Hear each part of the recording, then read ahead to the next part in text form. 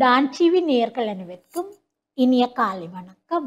மீண்டும் ஒரு கதைவழி அறமொழியின் ஊடாக உங்களை சந்திப்பதில் மகிழ்ச்சி அடைகின்றேன். இன்று உண்மையான அன்பு பிரதிபலன் பாராதது என்ற தலைப்பிலே சிறு கதையொன்றை உங்களுடன் பகிர்ந்து கொள்ளலாம்னு நினைக்கின்றேன்.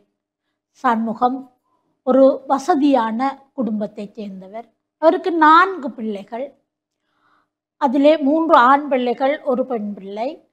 பிள்ளைகளை திருமணம் உரிய காலத்திலே திருமணம் முடித்து கொடுக்கின்றார்கள். அந்த கால பகுதியிலே இவருடைய மனைவி இறந்து விடுகின்றார்.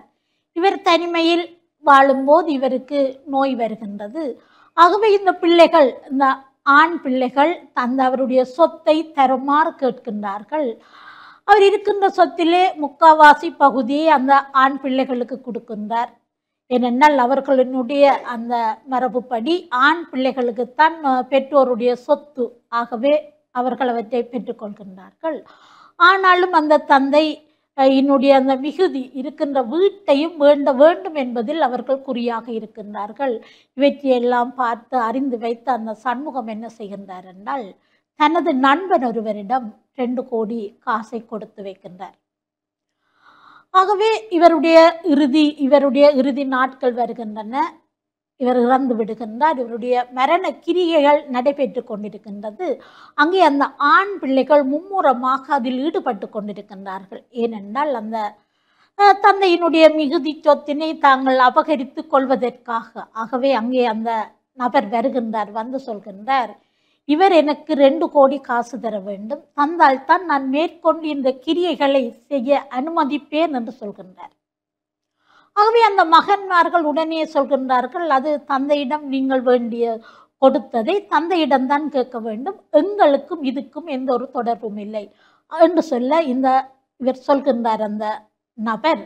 ஆகவே உங்களை இந்த இறுதி காரியங்கள் செய்ய நான் விட மாட்டேன் என்று சொல்கின்றார். இவர்களுக்கிடையே கதைவழி நடக்கின்றது. ஆனாலும் அந்த மகன்மார் அந்த காசை கொடுப்பதற்கு ஒத்துக்கொள்ளவில்லை. ஆகவே இவற்றையெல்லாம் பார்த்து கொண்டிருந்த அந்த மகள் ஓடி வந்து கதறி அழுது கொண்டு அந்த பெரியவருடைய காலை கட்டி அழுகின்றார். தன்னுடைய தான் போட்டிருக்கின்ற சங்கிலி காப்பை கழட்டி கொடுத்து விட்டு சொல்கின்றார், நான் கொஞ்சம் கொஞ்சமாக எனது தந்தையினுடைய கடனை அடிப்பேன், தயவு செய்து எங்களுடைய அப்பாவினுடைய ஆத்மா சாந்தி அடையட்டும், இந்த காரியங்களை, இந்த அவருடைய இறுதி காரியங்கள் அவர் நிம்மதியாக போவதற்கான ஒழுங்குகளை செய்யுங்கோ என்று சொல்கின்றார். அப்பொழுது அந்த மகளினுடைய கண்ணீரை துடைத்த அந்த தந்தையினுடைய நண்பர் அவருடைய கையிலே, நான் உன்னிடம் காசு வேண்ட வரவில்லை, உனக்கு தர வந்திருக்கின்றேன் என்று அந்த 2 கோடி பணத்தையும் அவருடைய கையிலே கொடுக்கின்றார். உண்மையிலேயே பாருங்கள், உண்மையான அன்பு என்பது எப்பவும் பிரதிபலன் பாராத ஒன்று. ஆகவே அன்பானவர்களே, நாங்கள் எங்களுடைய பெற்றோரிடம் அல்லது எங்களை நேசிப்பவர்களிடம் எந்த விதமான எதிர்பார்ப்பும் இல்லாமல் நாங்கள் உண்மையாக அன்பை செலுத்துவதன் மூலம் நாங்கள் நிம்மதியாக நிறைவாக வாழலாம்.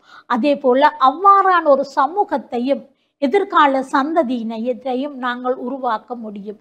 ஆகவே நாங்கள் சுயநலமற்றவர்களாக வாழ்வதன் மூலம் எல்லோராலும் விரும்பப்படுகின்ற ஒருவராக வாழ முடியும் என்று கூறி, அருமையான இந்த வாய்ப்புக்கு நன்றி கூறி விடைபெறுகிறேன். நன்றி.